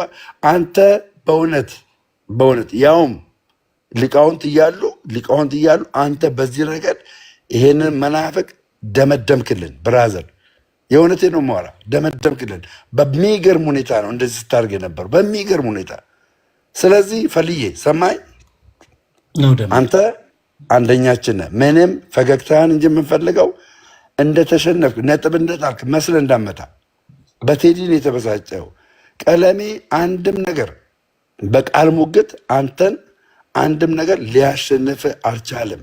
አንድም ማለት ነው። የእውነት እኔ የምነግርህ ቁጭ ብዬ እየተከታተልኩ ነበር። እንደገና ደግሞ አንተ የምትመልስላቸው መልሶች፣ አንተ ራስህ የምትጠይቀው ጥያቄ እንግዲህ አስብ። አንተ የጠየቀውን ጥያቄ የመለሰልህን መልስ እሱ ሲመልስልህ የነበረውን ታስታውሳለህ። የመለሰልህን መልስ በተመሳሳይ እሱ ጠየቀ። ማድረግ የምትችለው እሱ የመለሰልህን መልስ መመለስ ነው። ለምን እኔ መመለስልን ትመልሳለህ እንዴ? ለእሱ የተለየ ድል እኮ አይሰጡም። አይታል። ስለዚህ ፈልይ እኔ የምነግርህ በእውነት ይሄንን እንትን ዊን አድርገዋል እንዳይመስልህ። ኤርሚያስ ስለ ጮኸ ባህሪው ነው። እኛ እናውቀዋለን። 4 ዓመት አብረን የነበርን ሰዎች ነን። ገባ እናውቀዋለን። ቀጥታ በቃ ኢቨን ሰው እኮ ቅድም ያሬዱ እየተናገረ ነበረ። መካነ ኢየሱስን የማይቀበል ሰው ነው። ለምን እሱ ለሚመለሰው መልስ እንቅፋት እየሆነችበት ያለችው ከወንጌላውያን አማኝ ማናት? መካነ ኢየሱስ ሉትራኖች ናቸው። አየህ እሱ በሞኖፖል እንደዛ ጠቅልሎ በቃ እኔ የምላችሁን በሉ ሊል የሚፈልግ ነው። ግን ዶክትሪን በዚህ ሊስተካከል አይቻልም። እና ፈልዬ ማርያምን ነው የምልህ፣ አንተ አንደኛ ነህ። የመለስከው መልስ ገራሚ ነው በጣም ከእግዚአብሔር ቃል አድርገህ። በተለይ ደግሞ ማለት ነው ኢየሱስ ክርስቶስ ለምን ራሱን አላዳንም ብለህ ስትመልሰው የታባቱ ይግባ። ስዕላቶች ራሳቸው እንዴት አላዳኑ ብሎ በጠየቀ ሰዓት እንደዛ የምትል ከሆነ አልከው ኢየሱስ ክርስቶስ በመስቀል ላይ አዳኝ ነው። ኢየሱስ ሶዛት ለምን አላዳንም ስትለው ይኸውላችሁ በቃ ይኸውላችሁ እሱ ማለት እንደዚህ ነው፣ ይኸው ዲያቆን ነው መምህር ነው ምናምን ብሎ አንተን ኮንሸት ነበር ሲያደርግ የነበረው አስተውለው ከሆነ ማለት ነው። እና ጀግናንሽ ብሮስኪ አባቴ ፈገግ በሳል ጊዜ እናመሰግናለን ደምዬ። ምንድነው መሰላችሁ እዚህ አሁን የቲክታክ ፕላትፎርም ላይ 2 አይነት ሰዎች አሉ። እውነት ለመናገር ሌሎች ወንድሞች ድል እሰጣለሁ እናንተን ሳልሻማ 2 አይነት ሰዎች አሉ ማለት በጣም ኮንሽንስ ሆኖ በነገሮች በመጽሐፍ ቅዱስ ማስረጃ ተወያይተው አምነውም የሚያሳምኑ፣ በመቀጠል ደግሞ በጣም የልጅ ባህሪ ያለባቸው ደግሞ ሰዎች አሉ። በጣም የልጅ ባህሪ ማለት ነው። እግዚአብሔር ባወቀው ዛሬ ያነሳን የመጽሐፍ ቅዱስ ማስረጃ ኢቨን እኔ እንኳን የሰቡ ሀሳቦችን እንኳን እንዳነሳ አልተፈቀደልኝም። ለምን መሰላችሁ? ምክንያቱም ሞሮፍ ወንድማችን ፎከስ ያደረግባቸው የነበሩ ሀሳቦች በአጠቃላይ ቅዱሳት ስዕላት መጽሐፍ ቅዱሴ ናቸው ወይንስ አይደሉም ተብለው እንኳን የሚነሱ አይደሉም። ለምሳሌ ስለ ተአምር ሲያነሳ ነበረ። ኢማጂን እንግዲህ ርዕሳችን ቅዱሳት ስዕላት መጽሐፍ ቅዱሴ ናቸው ወይንስ አይደሉም ነው። ስለ ትምህርት ነው። የሆነ ስለ ቤተክርስቲያናችን አንድ ስለሆነ የሆነ ዶክትሪን አንስተን እየተወያየን እዛ ጋር ይነሳ የነበረው ደግሞ ታምር ስለማድረግ ስላለማድረግ ነው። ስለ ታምር በጣም የሚገርማችሁ ነገር ቅድም እኔም ሳነሳው ነበረ። ምናልባት ውይይቱ ላይ ስታደምጡ ከነበረ ስለ በለዓም አህያ ሳነሳለት ነበረ። ለምሳሌ በለዓምን አህያ ያናገረው እግዚአብሔር አምላክ ነው። በለዓምን አህያ ማለት ነው። ኦኬ ሶ አህያ መናገር ይችላል የሚል ትምህርት እኛ ክርስቲያኖች አለን ወይ? ይሄ ዶክትሪናችን አይደለም።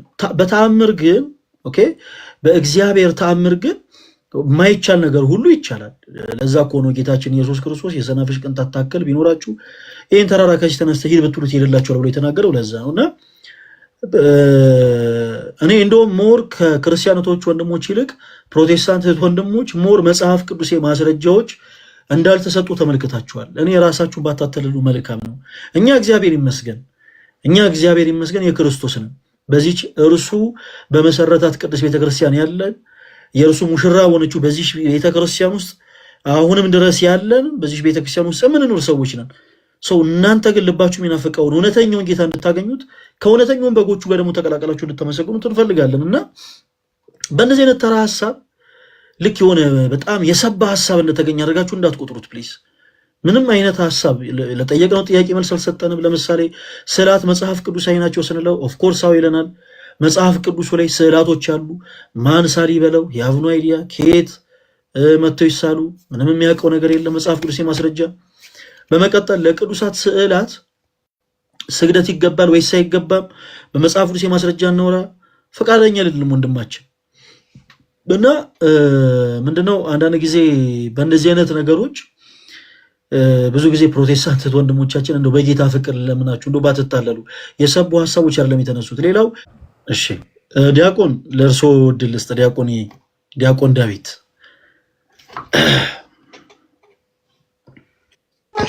ሰላም ለሁላችሁን። እኔ እንኳን ብዙ ደቂቃ አልወስድም፣ እንደው ትንሽ አንድ ሁለት ቃል ለማለት ነው ከህፃን ጋር ስለሆንኩ። መጀመሪያ ፈለገ እንደው ቃለ ሕይወት ያሰማል ለማለት ነው። እንግዲህ ብዙ ነገር ተብሏል ኦልሬዲ፣ መደጋገም እንዳይሆን ነው። የዛሬው ርዕስ ስዕለ አድኅኖ መጽሐፍ ቅዱሳዊ ነው ወይስ አይደለም ነው። ስዕለ አድኅኖ መጽሐፍ ቅዱሳዊ ነው ወይስ አይደለም ነው። እንግዲህ እሱን በግልጽ ያየነው ይመስለኛል። መጽሐፍ ቅዱስ እየተጠቀሰ ስዕለ አድኅኖ እዛ ውስጥ እንዳለ በደንብ አድርጎ እንግዲህ ዲያቆን ፈለገ አሳይቶናል። ከዛ በኋላ አይ ቲንክ ርዕሱ ከበደው መሰለኝ፣ ያየሁት እንደዛ ነው። እና ወራጅ አለ አለ፣ ከዛ ወረደ። እንግዲህ ምንም ማድረግ አይቻልም እውነቱን ለመናገርና አይ በቃ እንደው ይሄ ነገር ከብዶኛል ወደ ገድላት ንግባ ቢል ይሻል ነበር፣ እንደው በደንብ ቁርጡን አውቀን ማለት ነው። መጽሐፍ ቅዱሳዊ አይደለም ስዕለ አድኅኖ ባዕድ አምልኮ ነው ጣዖት አምልኮ ነው ካለ በደንብ እንግዲህ ወንድማችን ፈለገ እንዳሳየው መጽሐፍ ቅዱሱ የያዘው መጽሐፍ ቅዱስ ስዕል አለው ማለት ነው። የያዘው መጽሐፍ ቅዱስ ጣዖት አምልኮ ነው ማለት ነው። ጣዖት አምልኮ የያዘ ምስል ይዞ አይ ይሄ የፕሮቴስታንት አይደለም እንደው ካቶሊካውያን አሉበት ኦርቶዶክሳውያን አሉበት ይበል እንጂ ይሄ ኳሊፋየርስ ይባላሉ። ዞሮ ዞሮ ስዕል መኖሩ ራሱ መኖሩ ባዕድ አምልኮ ምንድነው ባዕድ አምልኮ ጣዖት አምልኮ ነው ካለ የያዘው መጽሐፍ ቅዱስ ምስሉ ጣዖት አምልኮ ነው እያለን ነው ማለት ነው። ሌላ ኳሊፋየር አያስፈልግም። እንግዲህ መጽሐፍ ቅዱሱ ከበደኝ ብሎ ወራጅ አለ ካለ ወደ ሌላው የሚዳኘን ምንድነው? ታሪክ ነው፣ ገድላት አይደሉም። ለምን ብንል ከዚህ በፊት ብዙ ጊዜ እንደተነጋገርንበት ገድላት የምናነብበት መነጽር አለን፣ የምንረዳበት መንገድ አለን። ገድላት እያንዳንዱ ነገር ምን ለማለት ተፈልጎ ነው ብሎ ትንታኔ ይፈልጋል ማለት ነው። ትንታኔ ስለሚፈልግ እያንዳንዱን ነገር ከየት ነው ይሄ ምን ማለት ተፈልጎ ነው ብሎ ማየት ያስፈልጋል። ስለዚህ የሚዳኘን ከመጽሐፍ ቅዱስ መውጣት እፈልጋለሁ ከበደኝ ለሚል ሰው ውይይቱን በመጽሐፍ ቅዱስ ውስጥ ማድረግ አልቻልኩም ካለ የሚዳኘው ታሪክ ነው። አሁን ልብ በሉ ወንድሜ ዮሐድ ዲያቆን ያሬድም በደንብ አድርገው እንደገለጹት ከታሪክ ከድሮ ከካተኩም ጀምሮ ከሁለተኛ ክፍለ ዘመን ጀምሮ ስዕል በየቤተ ክርስቲያኑ ተጠቅመዋል። ቅድመ አባቶቻችን ስዕል በቤተ ክርስቲያን ውስጥ መጠቀም የተጀመረው ዛሬ አይደለም። ስዕል ቅዱስ ስዕላት በቤተ ክርስቲያን አገልግሎት ላይ መጠቀም የተጀመረው በኢትዮጵያውያን አይደለም። 1500 ዓመት በሙሉ ከክርስቶስ ትንሣኤ ጀምሮ ቅድም ዮሐዴ እንዳለው በቤተክርስቲያን እንደምናምነው ከቅዱስ ሉቃስ ጀምሮ እንግዲህ ይህን ከየት አመጣችሁት ብለዋል። እኛ የምናምን እምነት ነው፣ ይሄ እምነታችን ነው። ቅዱስ ሉቃስ ነው የሰጠን ስዕለ አድኅኖ እንደዚህ አደርጋችሁ ሳሉ ብሎ መረጃው ከዛ ነው ማለት ነው። ቤተክርስቲያን ይሄ እምነታችን ነው። ከዚህ በኋላ ግን በታሪክ እንደምናየው በተለያየ ቦታ በተለያየ ስፍራ ስዕለ አድኅኖ ወይም ሃደጆሪያ የምንለው በየስፍራው በየዓለማት ላይ በክርስቲያኖች በሙሉ 1500 ዓመት ስዕል በቤተክርስቲያን ውስጥ ተጠቅመዋል፣ ተደርጓል። ኢትዮጵያ ውስጥ ብቻ አይደለም። ማን ነው የዛሬ 500 ዓመት የያዘ ሃይማኖት እኛ ጋር መጥቶ ኳስችን የሚያደርገን? ሞራል ውስጥ ከየት መጣ ነው የኔ ጥያቄ። ሞራል ውስጥ ከየት ተገኘ? የት አገኛችሁት የሚለን አንተስ ከየት አመጣው? ስዕለ አድኅኖ ቤተክርስቲያን ውስጥ የለም የሚለውን ጥያቄ ከየት አመጣው? የዛሬ 500 ዓመት የመጣ ጥያቄ ነው። 1500 ዓመት ሙሉ ስዕል በቤተክርስቲያን ውስጥ እየተጠቀመ ጥያቄ ሳይነሳ አገልግሎቱ እየተካሄደ በየዓለማት ላይ በሙሉ የነበረውን ነገር ትናንትና የመጣ ሰው ከየት አመጣችሁት ሊለን አይችልም። ጥያቄው ሲጀመር ማለት ነው በዓለም ላይ ስለነበረ ማለት ነው፣ በየቦታው ስለነበረ ማለት ነው። ፎር ኦቨር አ ሚሌኒየም በዓለም ስፍራ ላይ ስዕለ አድኅኖ ስለነበር ትናንትና የመጣ ሰው ከየት አመጣችሁት ሊለን አይችልም። መጀመሪያ ሞራሉም የለም ማለት ነው። ይህንን በደንብ አድርገን እንድንረዳው ነው ኦኬ በዓለም ላይ እንግዲህ ስዕሉ ዘይት ያፈራል ወተት ያፈር ከየት አመጣችሁት ይላል። ላይክ አይ ሰድ በየስፍራው በየሀገሩ በየዘመኑ እንዲህ አይነት ነገሮች እንደተከሰቱ እንግዲህ ተአምሩ ይነግረናል። ቀደም ልክ አሁን ዲያቆን ፈለገ እንዳለው እግዚአብሔር በዚህ መንገድ ለምን ተአምርን ሰራ ማለት አንችልም። እኛ ማድረግ የምንችለው ምንድነው ከታሪክ አንስተን በዚህ ስፍራ እንደዚህ ሪኮርድድ የሆኑ ነገሮች አሉ። ኢትዮጵያ ውስጥ ብቻ አይደለም። ብዙ ጊዜ መውሰድ ስለማልፈልግ አጠር አድርጌ አንዳንድ ኤግዛምፕሎችን እሰጣለሁ። ከተአምረ ማርያም ኤግዛምፕል እሰጣለሁ። አሁን ብዙም ስለማይመቸኝ ነው። ሌላ ጊዜ ከማስረጃ ጋራ ቪዲዮ ኦን አድርጌ ያሳያለሁ። ግን ምናልባት እዚህ ውስጥ ሲሪየስ ሪሰርች ካላችሁ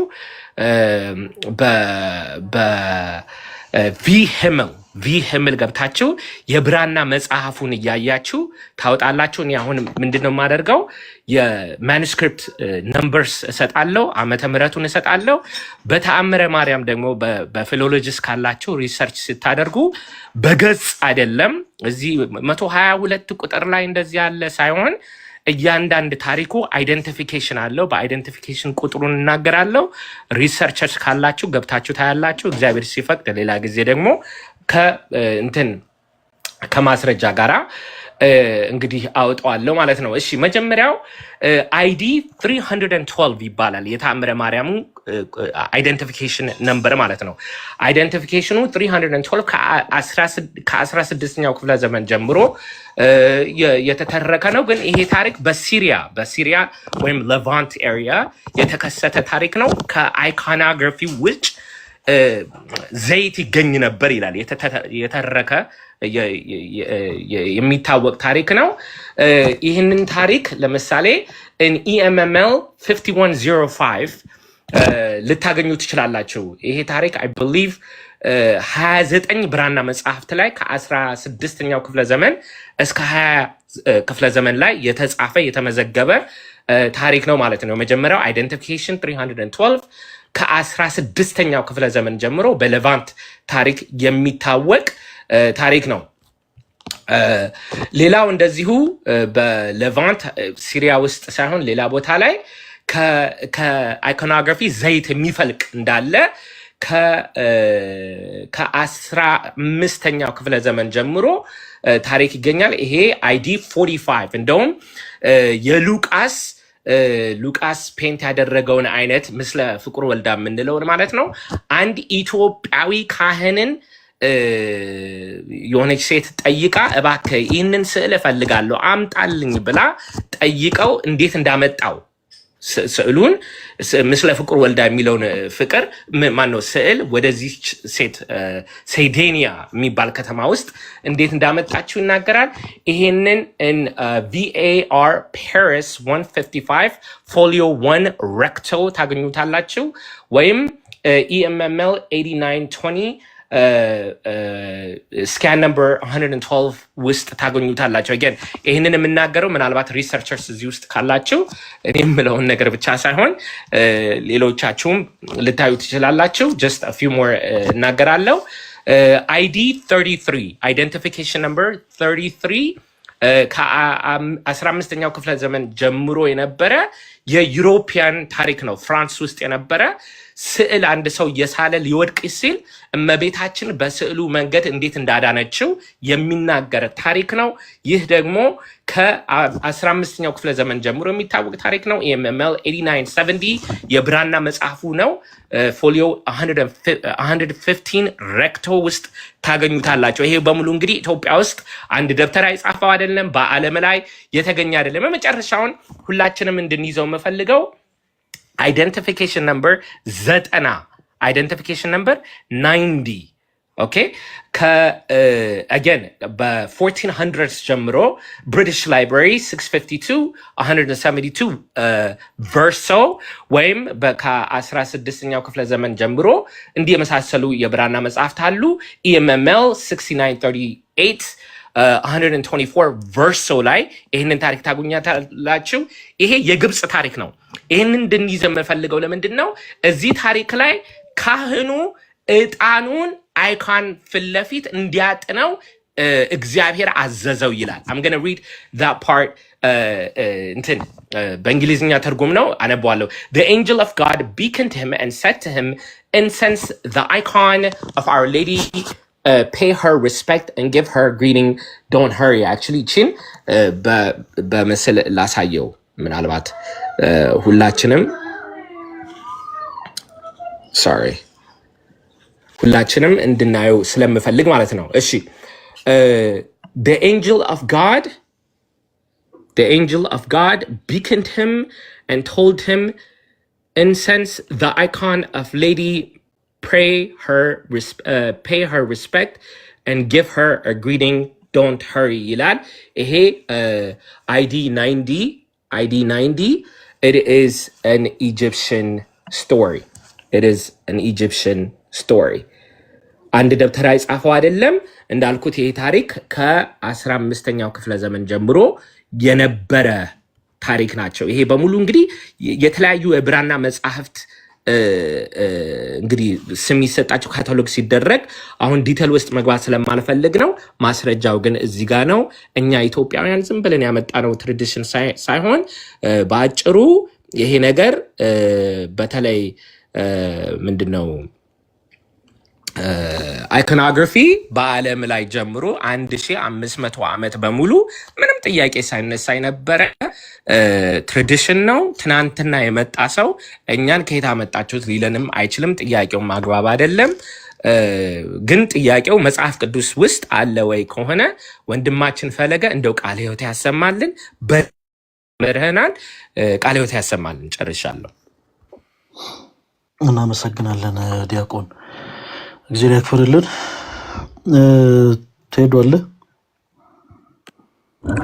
አለው። አንድ ሰው ብቻ ይቅደመኝ አሁን። እሺ በቃ መጨረሻ ብትሆኑ ሱራ ዲያቆን ሱራ ወይ እንዴት አላችሁ? ሁላችሁንም ሰላም ብያለሁ።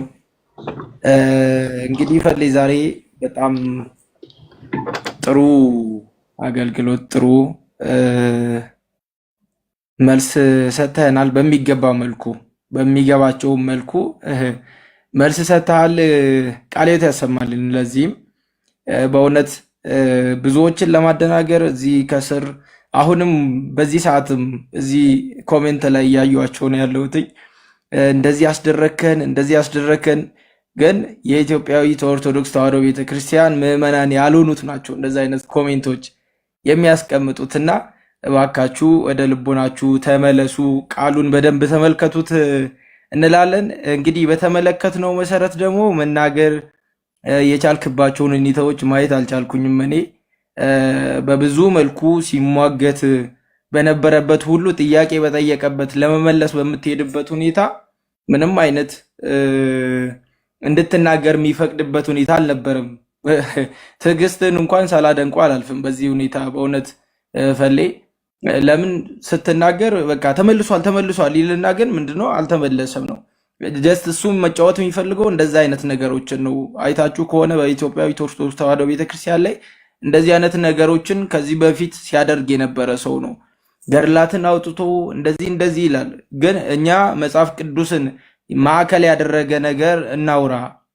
ቤተክርስቲያን ዋናዋ መሰረት መጽሐፍ ቅዱስ እንደሆነ ከዛ መሰረት ላይ ነው ከእናንተ ጋር ማውራት የምንችለው፣ ከፕሮቴስታንት ወንድሞቻችን ጋር መነጋገር የምንችለው በመጽሐፍ ቅዱስ ብቻ ነው የሚለውን ሀሳብ ስታመጣለት ግን እንደምታየው የማደናገር ስራዎችን እየሰራ ነበርና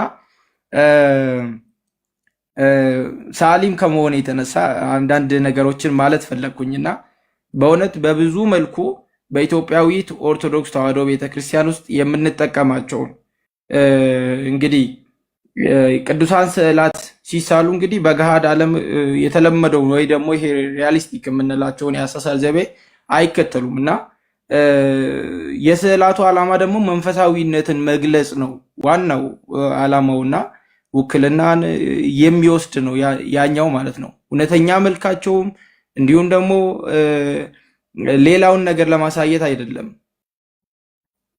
የሚከበሩት በነፍሳቸው ባገኙት ክብር እንጂ በስጋቸው ግስፍና ወይ ደግሞ ርቀት እንዳልሆነ በደንብ ልንመለከት ይገባል።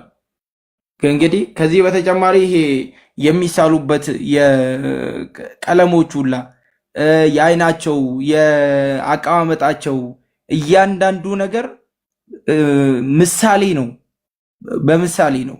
በሕይወተ ሥጋ በነበሩበት ጊዜ ያሳለፉትን ያለፉበትን ገድላቸውን የሚያሳይ የሚያጠይቅ ነው እንጂ ምንም አይነት እነሱ በሚሉት አይነት ሁኔታ የተቀመጠ ነገር ኖሮት አይደለም። እና ይህንን በደንብ ሊያውቁት ይገባል። መማሪያችን ናቸው። ከነርሱ ከሰሩት ገድል ከሰሩት ትሩፋት እኛም ደግሞ የእነሱን አሰረተ ፍኖት ተከትለን እንድንሄድ ስለሚፈለግ ነው። ይህንን ነው እኔ ቅዱስ እንደሆንኩ እናንተም ቅዱሳን ሁኑ። ይህንን ተቀብሎ ደግሞ የቅድስናን ሕይወት በሕይወት ኖረው የኖሩትን ያንን ሕይወት በስዕል ተቀምጦ እናየዋለን። ለእኛ ምንድናቸው? ትምህርት ቤቶቻችን ናቸው። ቅዱሳን ስንመለከታቸው የምንማርበት ነው እና እጅግ በልዩ መልኩ አስቀምጠልናል። ፈሌ በእውነት የነበረው ነገር ቴዳጋም የነበረው ነገር በጣም ደስ አይልም። ጫና አለ በጣም ያ ሁሉ ነገር ኖሮ ግን እግዚአብሔር ይመስገን በልዩ መልኩ ታገሰ። ኦርቶዶክሳዊ ስብዕናን በጠበቀ መልኩ ንግግር ለእያንዳንዱ ነገር በተጠበቀ መልኩ ተገቢው መልስ ሰጥታልና ምንም አይነት የጎደለ ነገር የለም። እንግዲህ እሱ መስራት የሚፈልገውን ያቺን ሾው በተለይ ደግሞ ስዕላት ይሄ ራሳቸውን ማዳን የማይችሉበት ሁኔታ አለ ብሎ ሊያወራበት የፈለገበት ሁኔታ አንተ የዛችን ልጅ ወሬ እንድታወራው ስለፈለገ ነው። ለምን አንተን ነግቶ ተመልሶልኛል፣ በቃ ወዲያው ምን ይላል? ጩኸቱን አይቶ ከሆነ ወዲያው ተመልሶልኝ እንደዛ አይነት አምባጓሮ መፍጠር ነው የፈለገው እንጂ ለማወቅም ወይ ደግሞ ለማስረዳትም የሚሄድበት ሁኔታ ከዚህ የዘለለ አይደለም። ፈሌ በእውነት ወንድማችን እግዚአብሔር አስበ መምህራንን ያድልልን፣ ቃለ ሕይወት ያሰማልን ብያለሁ። በድጋሚ አመሰግናለሁ። ፈሌ እግዚአብሔር ያክብርልን። ዲያቆን ያው ምንድነው የአንግበን የመጣ ነው ዓላማ ስለሚለያይ ነው። በነገራችን ላይ እታች ወርዶ እንደ ሕፃን ልጅ ይሄው እንትን አስባልኩ፣ ይሄው እንትን አስባልኩ፣ ይሄው ዘራፍ፣ ይሄው አካኪ ምናምን ማለት ይቻላል። ግን እኛ ያለን ኢንቴንሽን የቅድስት ቤተክርስቲያንን ትምህርት መግለጥ ነው። እንደ አጋጣሚ ሆኖ ያው አወያዩና ተወያዩ አልተገናኘም። ይህንን አጋጣሚ ምናልባት እንግዲህ ሌላ ጊዜ እንዲስተካከል የምናደርግበት አይነት ነገሮች እንፈጥራለን እንጂ ሌሎች ሰዎች እድል ስንሰጥ፣ ግን ትልቁ ነገር ምንድነው? ፕሮቴስታንቶች ወንድሞች አሁንም በፈለጋችሁት ታይም በፈለጋችሁት ጊዜ ኦርቶዶክስ ቤተክርስቲያን ከመጽሐፍ ቅዱስ ውጭ የምታስተምረው ትምህርት አለ ብላችሁ የምታምኑ ከሆነ ኢቭን ነገ በዚሁ ርዕስ ቅዱሳት ስዕላት ላይ አረ እንደው ጥያቄ ያለን ኦርቶዶክሲያን ይህን ነገር አስረዱን የምትሉት ሀሳብ ካለ በፍቅር ቀርባችሁን እና ተማሩ። እኛ እሳይ ይሄው ፕሮቴስታንቶችን አስቀየምናቸው፣ ይሄው ፕሮቴስታንቶችን አበሳጨናቸው፣ በቃ የት አባታቸው ምናምን የሚል አይነት ኢንቴንሽን ውስጥ አይደለንም ያለ ነው ጋይስ። እኛ ፕሮቴስታንት ወንድሞቻችን ከእውነት ርቀዋል፣ ስለዚህ እኛ ያወቅነውን እውነት ይወቁልን የሚል እሳቤ ውስጥ ነው ያለ ነው። እሺ ምናልባት በአካል ትልቅ ሆነው አእምሯቸው ገና ያልዳበሩ ሰዎች በዛ ልክ ልጅ ሆነው ሊያወሩ ይችላሉ። በዚህ ልክ እናንተም ሳታውቁት ያንን ካራክተር አትላበሱ። እሺ ክርስቲያኖች፣ ፕሮቴስታንት ወንድሞቼም እንዲህ አይነት ካራክተሩን አትላበሱት። የኛ ትልቁ ሀሳብ የኛ ትልቁ ኢንቴንሽን በመጽሐፍ ቅዱስ ማስረጃነት እያንዳንዱ የቤተክርስቲያናችን ትምህርት መጽሐፍ ቅዱስ እንደሆነ ማሳየት ነው። ያን ደግሞ የማሳየት ደግሞ ክርስቲያን ግዴታ አለብን። በቅዱሳት ስዕላት ዙሪያ በደንብ አድርጋችሁ ፕሮቴስታንቶች ወንድሞች የምትረዱ ከሆነ ማንም ሰው ጣልቃ ሳይገባ ይህን ያክል መረባበሽ ሳይኖር በፍቅር እኛ ጋር መታችሁ አሁንም ድጋሜ ጥያቄዎችን ማንሳት ትችላላችሁ። በመጽሐፍ ቅዱስ የማስረጃዎች መወየት እንችላለን። እመኑ ልንገራችሁ፣ ቅዱሳት ስዕላት መጽሐፍ ቅዱሴ እንደሆኑ 100% ፕሮቴስታንት እህቶች ወንድሞቻችን እንደምትቀበሉን እርግጠኞች ነን። በእኛ ሳይሆን እየታመመምን ያለ ነው ገንዘብ አድርገን በያዝ ነው በእግዚአብሔር ቃል ነው። ስለዚህ አሁንም በፍቅር ቅረቡ። በመጽሐፉ ሲያሰቦች እናወራለን ማለት እኔም ለምሳሌ በዛው ልክ እንደ ልጅ አክት ላርግ ብል እንደ ልጅ ልሁን ብል እንደው ካለውበት ስታንዳርድ አንጻር አይመጠነኝም እንጂ መሆን ይቻል ነበር። ግን የኛ ፍላጎታችን አይደለም። የኛ ፍላጎት ይሄው በቃ እንደዚህ ሆነ በዚህ ወጥቶ በዚህ ገብቶ ማለት አይደለም። ኦኬ፣ በመጽሐፍ ቅዱስ የማስረጃነት ቅዱሳት ስዕላት መጽሐፍ ቅዱስ መሆናቸውን አለመሆናቸውን ማሳየት ነው። ለምሳሌ በእኛ ጥያቄ ታይም ላይ ሲመለሱ የነበሩ ምላሾች ብቻ በቂ ናቸው። ምን ያክል ፕሮቴስታንት ወንድሞቻችን መጽሐፍ ቅዱስ የመሰረት ሳይኖራቸው ቅዱሳት ስዕላት መጽሐፍ ቅዱስ አይደሉም እንደሚሉ ማለት ነው። እኛ የምናወራው ስለ ትምህርት ነው፣ ወንድማችን የሚያወራው ደግሞ ስለ ታምር ነው። እኛ የምናወራው ቅዱሳት ስዕላት መጽሐፍ ቅዱስ ናቸው ወይስ አይደሉም ነው። ወንድማችን የሚያወራው ደግሞ ታመልኳቸዋላችሁ ስለ ጣዖታት ነው የሚነግረን። ስለ ጣዖታት የተነገሩ ጥቅሶች ለቅዱሳት ስዕላት አይነገሩም። ምክንያቱም ጣዖታት ሌላ ናቸው፣ ቅዱሳት ስዕላት የምንላቸው ደግሞ ሌሎች ናቸው። ቅዱሳት ስዕላት ጣዖታት ናቸው ወይ ስንል ኦፍኮርስ እሺ፣ እንደዛ ከሆነ በመጽሐፍ ቅዱሳችሁ ላይ ያለውም ስዕል ጣዖት ነው ማለት ነው ስንል ወራጅ አለ። ኢቨን ወንድማችን ፕሮፋይሉ ራሱ የጌታችን ኢየሱስ ክርስቶስ እንግዲህ ስዕል ያለበት ነው በመስቀል ተሰቅሎ ምናምን እና ስዕል ጣዖት ማለት ነው። ራንደምሊ ፕሮፋይሉ ምን ያደረገው ጣዖት ነው ማለት ነው ወይ? አይደለም። ብቻ ኦርቶዶክስ ቤተክርስቲያን ስታረገው በጣም ለብዙዎች ቅር ስለሚላቸው እንጂ መጽሐፍ ቅዱስ መሰረት እንዳለው ያውቃሉ። ኢቫንጀሊካል ብለው የሚጠሯት ሉተራን ቸርችም በውስጧ በስዕላት የደመቀች እንደሆነ ኦፍኮርስ ያውቃሉ፣ በደንብ ያውቃሉ። ስዕላት መጽሐፍ ቅዱስ እንደሆነ በቂ ማስረጃ እንዳለም ያውቃሉ። ነገር ግን ካፈርኩ አይመለስ የሚባል ነገር አለ። ሲቀጥል ደግሞ ትምህርታቸው ስዕላት መጽሐፍ ቅዱስ እንዳልሆኑ የሚናገር ስለሆነ ሙሉ በሙሉ የቤተክርስቲያናቸው ትምህርት አደጋ ውስጥ እንዳይገባ ያደረጉትን ጥረት ነው የተመለከቱት። ለማንኛውም በየትኛውም አይነት ሰዓት በየትኛውም አይነት ጊዜ ላይቭ በምንከፍትባቸው አጋጣሚዎች ሁሉ ፕሮቴስታንት ወንድሞቻችን እንደምታውቁት እኛ የምናወራችሁ በፍቅር ነው።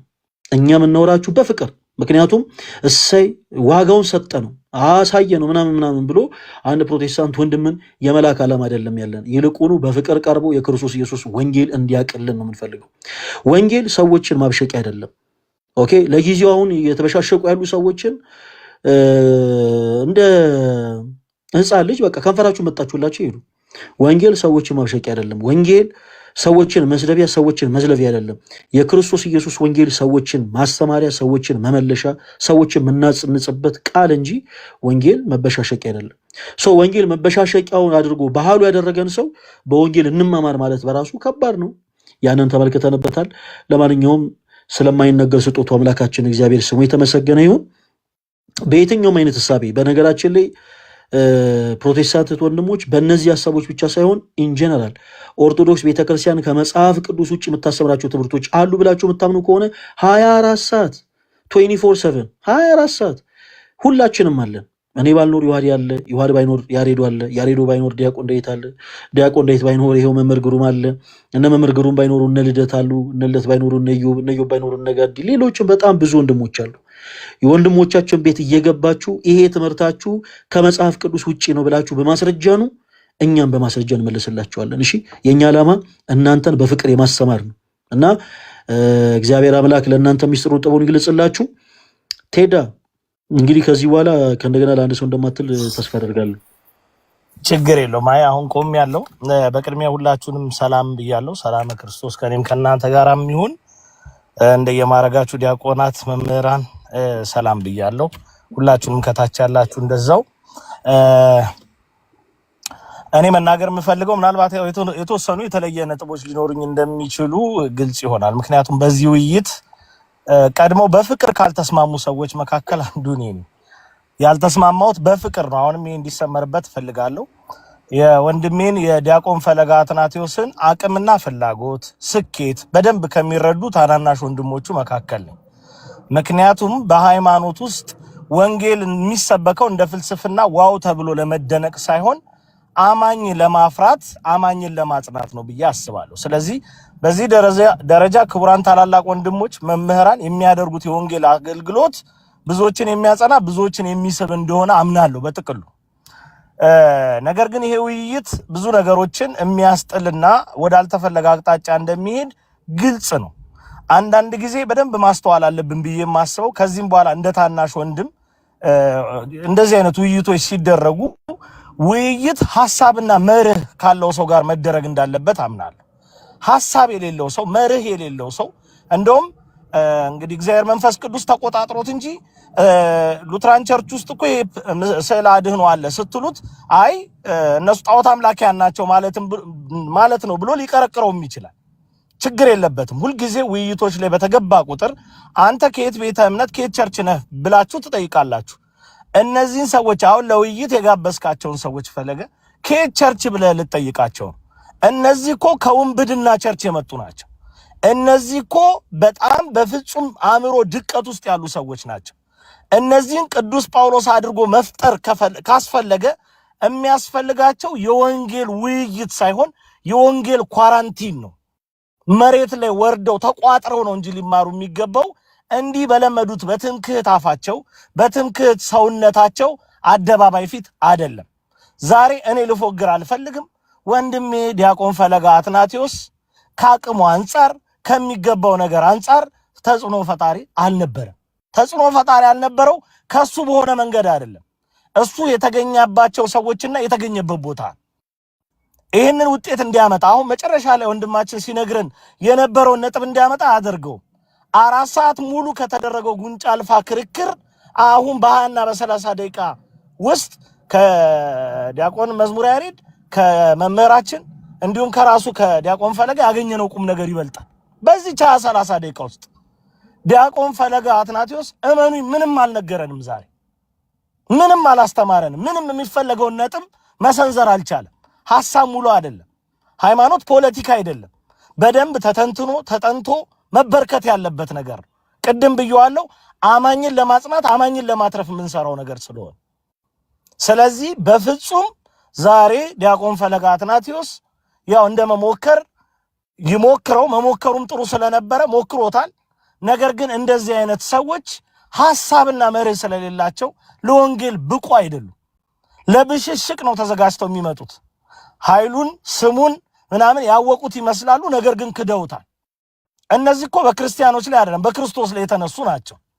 ምክንያቱም የስዕል አድህኖን ጉዳይ ሰሞኑ የምታውቁት ነው። መዝሙሬ አስቀምጦታል። የዛሬውንም ጉዳይ ድራማቸው አካል ለማድረግ ስዕል አድህኖ ራሱን ይከላከላል አይከላከልም።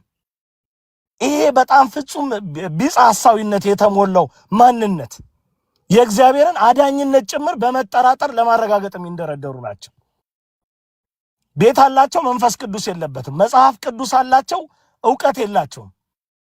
ዝም ብለው ብቻ ጉንጫ አልፋ በሆነ ክርክር በተግባሯ የምትታወቀውን ቤተክርስቲያን ከሆነ ከድርሳናት ከገድላት የሆነ ነገር ያወቁ የለቀሙ ይመስል አሁን አይጋጭም። በራሳቸው እንደው የሆነ ፋላሲ የለውም።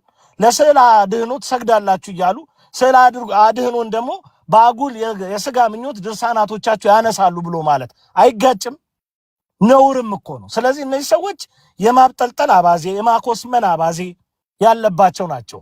ዛሬ የተደረገው ነገር ዮዲት ጉዲት ቢላ ይዛ እየተንደረደረች ለማረድ አይ ቆይ አንዴ ቢላውን ያዙ፣ ቆይ ቀስ ብለሽ ትወጊኛለሽ፣ አንዴ ነው መጽሐፍ ቅዱስን እያነሳሳን እንድወያይ እንደማለት ቆጥረዋል።